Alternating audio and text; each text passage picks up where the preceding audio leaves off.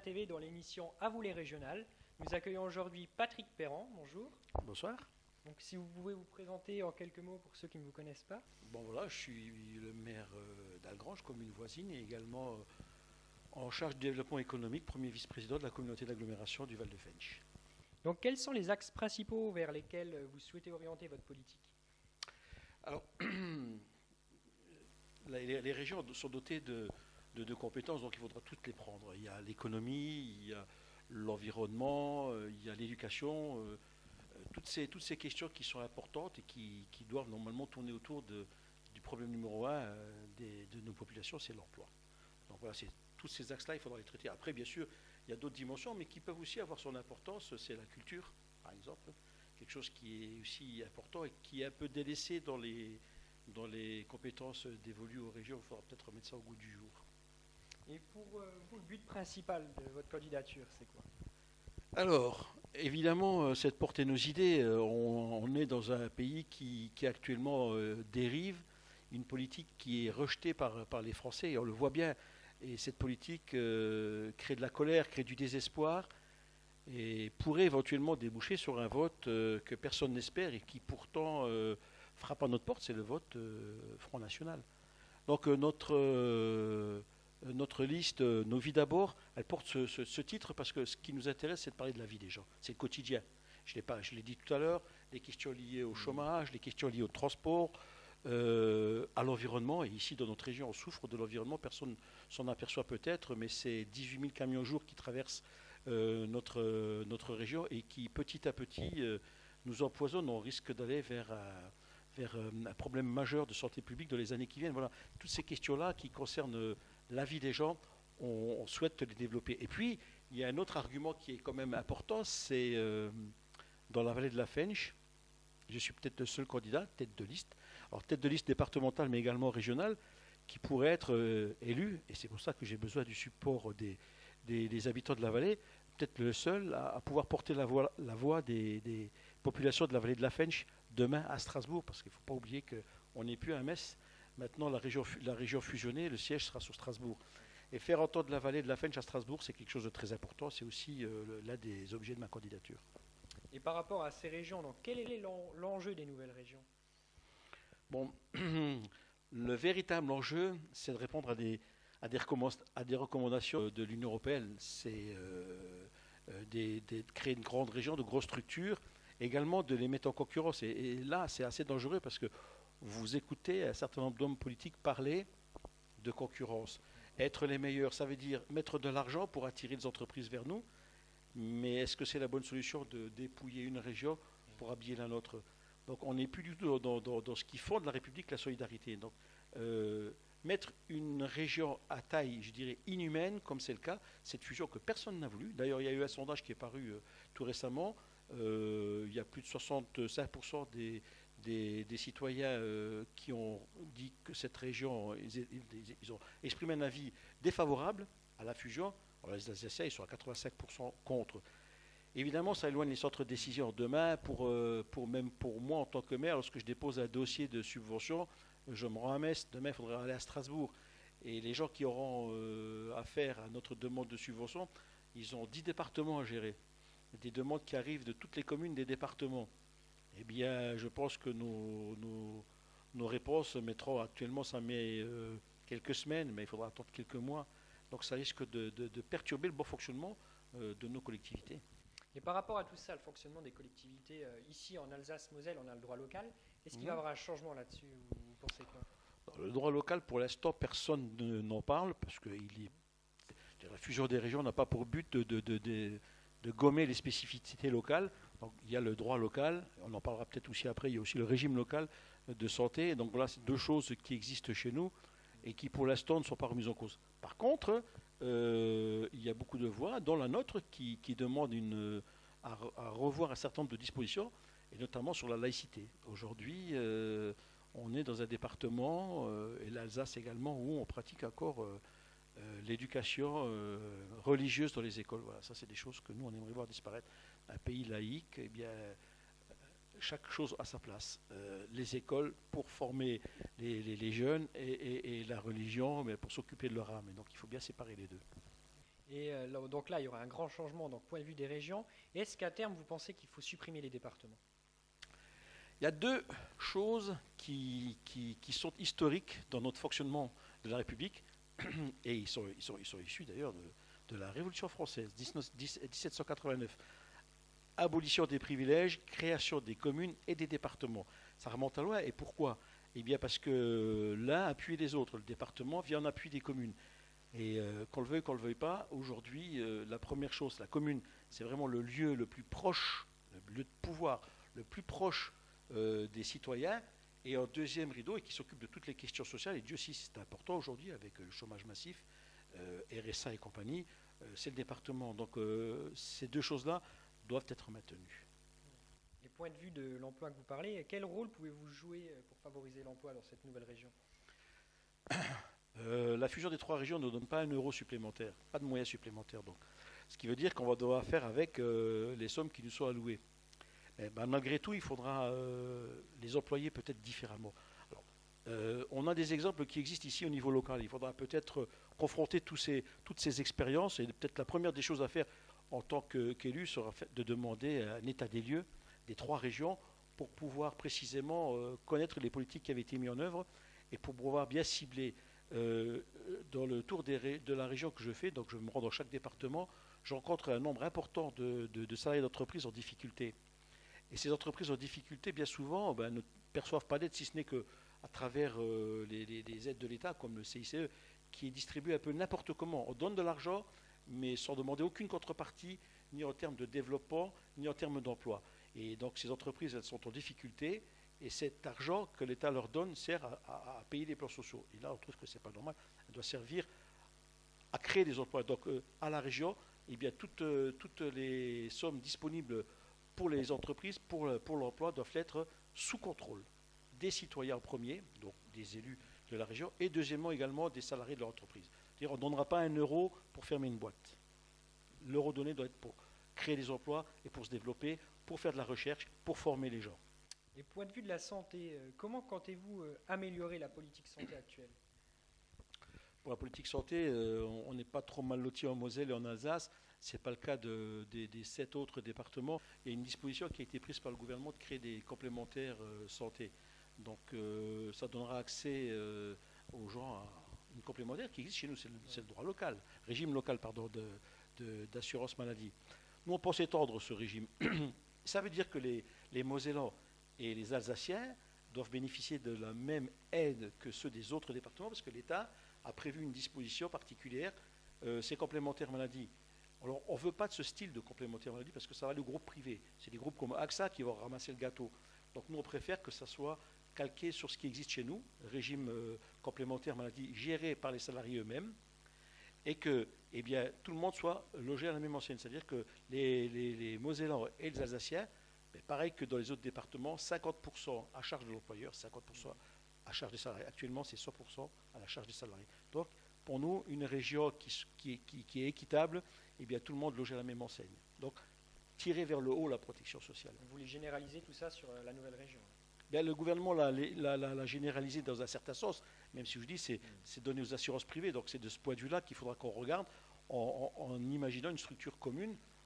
On peut l'étendre nationalement, et on souhaite même que ça soit étendu nationalement, avec comme une si les sommes consacrées à ces complémentaires étaient versées à la sécurité sociale, on ne parlerait pas de trou de la sécu, et donc on pourrait gérer tout le pays comme on gère l'Alsace et la Moselle, c'est-à-dire des remboursements à 90% sur tous les soins et la gratuité des hospitalisations. Donc voilà, c'est des pistes d'idées qui existent et qui réclament.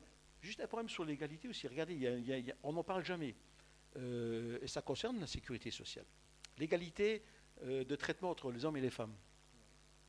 Aujourd'hui, c'est pas, la loi le dit, mais ça n'existe pas dans les entreprises. Les hommes gagnent plus que les femmes. Mais si la loi était appliquée dans toutes les entreprises de France, la Sécu, on ne parlerait même plus de trous, elle serait excédentaire. Hein, c'est des hausses de cotisation, vous augmentez le salaire, les cotisations augmentent.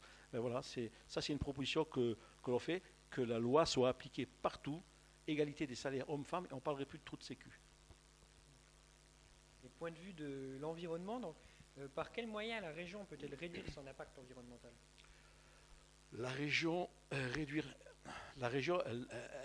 possède des moyens pour investir, et je pense, je vous l'ai cité alors, Euh, pour voyager beaucoup en ce moment dans le cadre de la campagne, je m'aperçois que les problèmes que l'on vit ici sont identiques de l'autre côté. L'Alsace, je me suis trouvé dans plusieurs embouteillages en Alsace, des accrochages sur l'autoroute. Vous avez des fils sur des kilomètres et des kilomètres de camions. Donc je me suis un peu renseigné pour savoir le nombre de passages jour. Eh bien, l'Alsace, c'est 16 000 poids lourds jour. On a à peu près pareil, on tourne aussi autour de 16 000, 17 000 poids lourds jour. Donc voilà, je vous l'ai dit tout à l'heure, c'est une menace qui pèse sur notre santé. Et en même temps, ça encombre nos routes. Ici, les frontaliers le remarquent bien. Donc la première des démarches qu'on devrait faire, c'est refavoriser le rail. Aujourd'hui, je vous donne quelques exemples. J'étais à Mulhouse. Les cheminots de Mulhouse me disaient, il y a 10 ans, on mettait en trier, il y a une gare de tri sur Mulhouse, 1200 camions, wagons destinés au fret. Aujourd'hui, c'est 200, divisé par 6. Eh bien, nous, on propose d'inverser la tendance et de revenir aux 1200 wagons pour le fret. Ça ferait quelques milliers de camions en moins sur nos routes. Ça, c'est un des premiers aspects. Le fleuve aussi. On a cette chance d'avoir des rivières et des fleuves. Il faut développer ça. On commence ici avec le port d'Illange, mais c'est à multiplier ces investissements-là pour demain arriver à avoir une pollution réduite. Et puis, il y a le transport des voyageurs. Là aussi, le TER, il faut augmenter le cadencement, c'est sûr, mais il faut ouvrir de nouvelles lignes. Et nous, ici, on a un exemple précis. Vous avez Belleval qui va à terme créer 20 000 emplois. Ça va servir d'aspirateur à des frontaliers qui vont aller travailler sur Belleval. Il y en a déjà beaucoup qui passent tous les jours sur Odaltiche. Il y a un contournement qui s'est fait. Et il y a une ligne qui a été fermée, celle d'Ayange, Fontois, Esch. Eh bien, on propose de réouvrir cette ligne. Ça aussi, ça ferait des milliers de voitures en moins sur les routes. Et pour la pollution, en moins, c'est bon pour nous aussi. Et point de vue vous parlez des frontaliers, notre région, surtout les villes frontalières, elles deviennent de plus en plus des cités dortoirs. Vous comptez faire quoi pour redonner un souffle à ces communes? Il y a un maire en Meurthe-et-Moselle qui a posé une question il y a un peu de temps et je la trouve plutôt pertinente. Alors, brutalement comme ça pourrait paraître bizarre, mais c'est de demander au Luxembourg eh bien, de redistribuer une partie des impôts perçus par les frontaliers aux régions frontalières, justement dans la nôtre, parce que tous les efforts de formation sont supportés par les collectivités territoriales françaises. Les efforts de formation, les efforts de structure, les routes qui amènent au Luxembourg, bref, les frontaliers qui se replient aujourd'hui sur les villes proches de la frontière, c'est le cas d'ailleurs des communes de la vallée de la Fensch, il faut créer des structures, il y a des crèches à créer, du périscolaire à créer, il faut bien les accueillir, ces gens-là, donc ça crée des dépenses. Donc voilà, l'idée c'est de pouvoir un peu partager ces richesses de façon à pouvoir permettre aux frontaliers d'avoir le même accueil dans toutes les communes qui environnent le Luxembourg. Le Luxembourg le fait avec la Belgique, pourquoi elle ne le ferait pas avec la France? Donc à l'heure de la mondialisation, comment comptez-vous faire pour que notre région ait un poids important au sein de la balance européenne? Il existe déjà, c'est pas parce que je suis candidat et que mes adversaires en face de moi, pour les sortants, je n'irai pas non plus critiquer ce qui a été fait. Il faut prendre les choses comme elles viennent et voir les aspects positifs. Il existe déjà des contacts qui ont été pris dans le cadre du Grand Est, la région Sarre, Lor, Lux.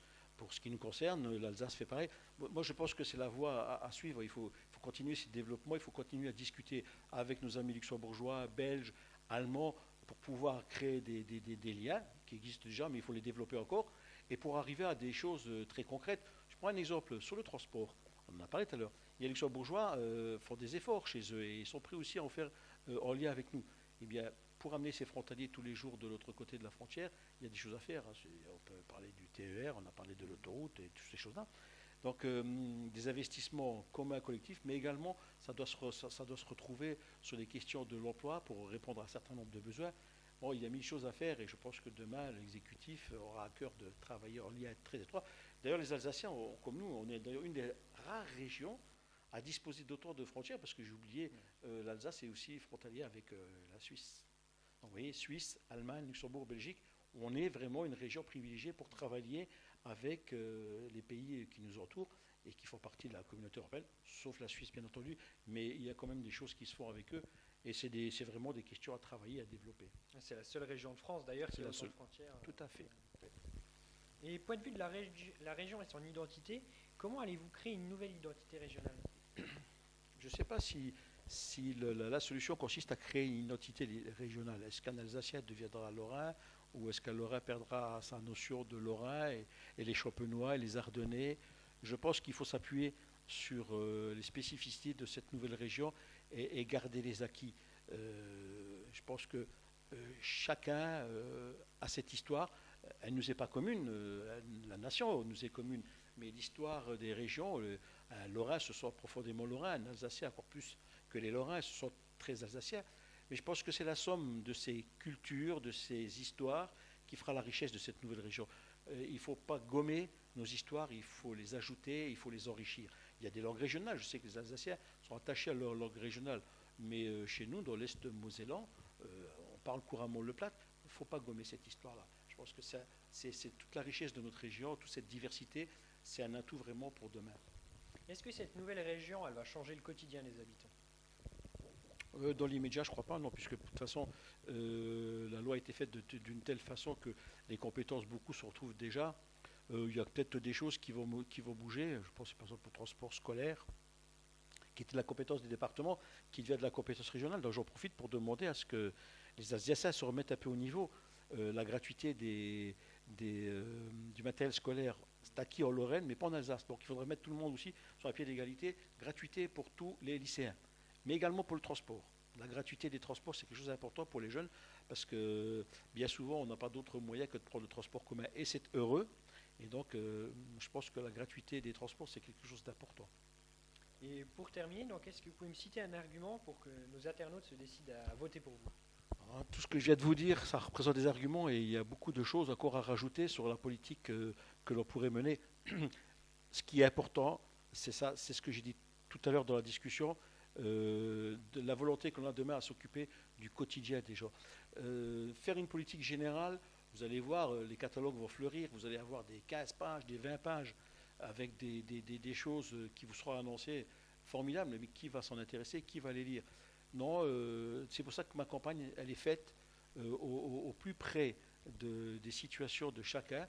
Je fais des portes d'entreprise, je vais dans les hôpitaux, je vais dans les lycées, bien sûr je vais dans les cités, je vais dans les villages ruraux pour discuter, rencontrer les gens et voir concrètement leur vie de tous les jours. Je voudrais terminer sur un exemple. J'ai rencontré une dame, ça pourrait paraître amusant, mais c'est pour bien aussi cibler une catégorie de population qui a besoin qu'on les aide, c'est les artisans. C'est une dame qui fait des confitures, qui se trouve dans l'Aube, et bien quand vous voyez l'endroit, il est un peu désert, et pourtant cette dame, ses confitures sont réputées à tel point qu'elles se trouvent sur toutes les tables des grands chefs, des grands chefs français, mais elle exporte également au Japon, aux États-Unis, en Russie.